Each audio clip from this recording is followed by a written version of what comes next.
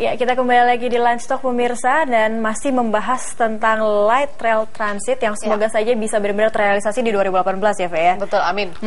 Nah, Bu Tuti, kalau misalnya kita melihat ini persiapannya pasti kaitannya saat ada LRT-nya, kita mau tahu soal nanti ini tarif keretanya akan seperti apa, siapa yang akan menjadi operatornya, itu siapa yang nanti akan menentukan, apakah nanti ada tender berikutnya lagi untuk menentukan operator dari yang akan menjalankan LRT.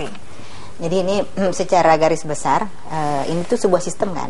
Jadi LRT ini sebuah sistem yang sebetulnya antara lower structure sama upper structure ini hal yang tidak bisa dipisahkan satu dengan yang lain. Namun sekarang kita untuk lower structure-nya, yakni untuk membangun prasarananya ini, Pemprov memilih untuk memberikan penugasan kepada PT Jakpro. Tapi secara simultan, pada saat yang bersamaan, pengadaan rolling stock-nya yang upper structure-nya, sekaligus operatornya juga mesti secara simultan kita barengin begitu kan untuk pengadaannya. Nah, pembagian tugasnya untuk pengadaan atau untuk pembangunan prasarana ini nanti Jakpro yang akan melelangkan. Tapi untuk operator yang sekaligus juga pengadaan rolling stock-nya ini Pemprov DKI, Pemprov DKI Sekyu, UPT LRT. Oke, berarti yang dilaksanakan oleh pihak Jakpro itu ditenderkan lagi seperti itu? Ditenderkan, iya. Jadi PT Jakpro ini bukan kontraktor, bukan vendor. Ini agak sedikit beda dengan yang dilakukan oleh Kementerian Perhubungan. Kalau Kementerian Perhubungan dengan adikaryanya ini kan sebagai kontraktor, jadi dia langsung yang melaksanakan konstruksi. Kalau Jakpro ini diberi penugasan untuk dia menyelenggarakan pembangunan tersebut yang dia sendiri juga membidingkan kepada pihak kontraktor. Kita tidak berbicara soal tarif per kilometer, tapi idealnya Bu Tuti, kalau misalnya kita mengharapkan transportasi kita semua terintegrasi dan konektivitas, tapi apakah nanti biayanya juga itu nanti akan terintegrasi juga tidak Bu gitu? Misalnya yang dari Bekasi mau sampai mana itu cukup dengan bayar satu kali, itu akan udah include semuanya. Apakah idealnya akan seperti apa Bu? Iya, idealnya ya baik itu kan gini, ada level kewenangan. Misalnya seperti spesifikasi teknis, ini pasti kementerian masih ya Pak ya, masih di kementerian. Spesifik teknis penyelenggaraan perkereta apian itu masih di kementerian. Demikian halnya juga nanti pertarifan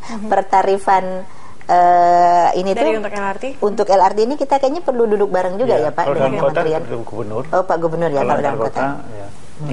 Jadi nanti tarif ini barangkali juga kita perlu keterpaduan ya, sehingga berlaku barangkali single ticketing system dan sebagainya, keterpaduan walaupun nanti hitungannya itu kita mesti sama-sama duduk kembali bareng dengan karena biar bagaimana ini akan terintegrasi dengan Light Rail Transit yang milik Kemenhub ya Pak ya. Berarti untuk tarifnya juga harus bersama atau bareng-bareng untuk ditentukan. Tetapkan bersama biar imbang ya jatuhnya gitu Pak ya. Jangan nanti mahal di kementerian atau mahal di kita, mesti imbang lah gitu. Karena memang maksudnya untuk mensinergikan semua transportasi terintegrasi, seharusnya tarifnya juga memudahkan dan tidak merogoh kocek banyak ya untuk masyarakat ya. Dan idealnya single ticketing system ya. Idealnya single ticketing system. Baik Pak, ini sedikit membandingkan dengan negara lain mungkin ya, yang mungkin sudah punya sistem transportasi yang jauh lebih maju dibandingkan Indonesia. Dengan adanya niat pembangunan moda transportasi seperti Light Rail Transit ini ataupun juga MRT, apakah kemudian Indonesia artinya Indonesia membutuhkan itu dan itu bisa direalisasikan dengan baik di Indonesia begitu, Pak Hermanto? Ya, saya kira ini salah satu terobosan baru untuk teknologi. Pertama yang kita lihat MRT. Nah, baru pertama kali kita membuat terowongan di bawah permukaan tanah.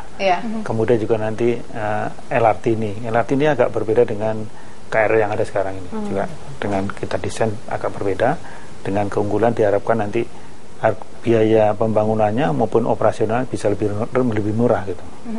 Kalau KRL yang sudah ada ini kan prasarananya memang sudah dari zaman dulu, jadi sudah nggak tinggal hanya merawat saja, tidak hitung lagi pembangunan. Kalau ini harus dihitung membangun, sehingga kita pikir harus dihitung seminimal mungkin supaya untuk mengurangi cost. mengurangi tarif nantinya. Oke, tapi untuk meminimalisir ketimpangan kenyamanan juga, apakah ada kemudian penyesuaian dengan moda transportasi yang sudah ada saat ini begitu Pak? Iya, pada prinsipnya di kereta api kita sudah menetapkan standar pelayanan, standar pelayanan minimal, sudah ada peraturan Menteri Perhubungan. Dengan demikian semua yang beroperasi itu harus memenuhi standar itu. Nah, kalaupun katakanlah nanti dengan Metro Mini kan berbeda sekali, tapi dengan untuk seluruhan kereta api sudah kita tetapkan harus ada ini gitu. Ini juga nanti akan kita tetapkan seperti itu. Oke, baik, karena kita khawatirnya nanti masyarakat juga merasa yang light rail transit aja yang digunakan gitu. Kemudian kalau untuk transportasi yang sekarang yang sudah lama jadi dan kondisi fisiknya sudah tidak nyaman. Karena kondisinya tidak nyaman. Ya, memang itu suatu pilihan untuk merangsang juga untuk perbaikan yang lama-lama juga, saya kira mungkin. Iya, baik. Nah, ke Ibu Tuti, Ibu ini dengan cukup banyaknya varian moda transportasi kita khususnya di Jakarta begitu ya. Sebenarnya akan seperti apa sih, kita ingin tahu bayangan transportasi massal di Jakarta itu inginnya seperti apa Bu dibangunnya? Apakah mungkin sudah ada blueprintnya atau mungkin konsep dari Pak Gubernur begitu Ibu Tuti? Yang pastinya prinsip dasarnya Pak Gubernur itu mendorong sebanyak mungkin peralihan dari penggunaan kendaraan pribadi ke penggunaan transportasi massal. Dan yang sekarang ini sudah siap untuk itu kan bus rapid transit yang memang sudah tersedia. Jadi untuk hal tersebut Pak Gubernur itu merencanakan untuk memberikan subsidi kepada PT Transjak agar nanti berbagai kalangan penduduk ini bisa memperoleh layanan transportasi nyaman, aman, dan juga bisa beberapa pihak itu bisa bahkan free. Nanti akan sedang nih Pak Gubernur sedang menyiapkan kartunya, kartu yang bisa digunakan untuk angkutan tersebut. Nah, sekarang ini secara bertahap penghuni rusun misalnya akan nanti diberikan fasilitas untuk gratis juga menikmati BRT. Kemudian pemegang kartu Jakarta Pintar itu juga nanti akan gratis. Lalu misalnya tentara polisi yang berseragam, ini kan juga di samping mereka bisa menggunakan transportasi ini juga sekaligus keberadaan mereka di dalam mengamankan juga ya. Keberadaan mereka di dalam bis itu kan juga sekaligus bisa memberikan rasa aman. Jadi di samping nyaman juga rasa aman itu sangat penting. Saya kira sudah jelas gitu tegas bahwa Pak Gubernur mendorong sebanyak mungkin peralihan penggunaan pribadi ke transportasi massal. Alat transportasi dari pribadi itu bisa mobil, bisa sepeda motor ke transportasi massal. Dan yang sudah siap BRT akan menyusul nanti yang berbasis rel ini. Baik, kita nantikan karena sebenarnya sudah lelah ya kalau menggunakan mobil pribadi, kendaraan pribadi ya, Fe ya. Yang mempunyai mobil pribadi juga sebenarnya capek menyetir Bu ya, karena macetnya ya. Tapi mudah-mudahan visi dari Pak Gubernur sendiri kemudian untuk membangun sebuah moda transportasi yang terintegrasi dan bisa dinikmati oleh semua kalangan ini bisa direalisasi ya Bu ya. Tidak dalam waktu lama, dalam waktu cepat, mudah-mudahan kita bisa menikmatinya begitu. Baik. Terima kasih Bu Tuti dan Pak Hermanto sekali dari studio kami. Dan pemirsa, demikianlah dialog Lunch Talk hari ini. Anda bisa mengirimkan informasi dan saran kepada kami lewat email di news@berita1.tv. Atau Anda bisa follow kami via Twitter, Facebook, dan YouTube. Nantikan Lunch Talk setiap hari pukul 13 hingga 14 waktu Indonesia Barat. Terima kasih dan sampai jumpa.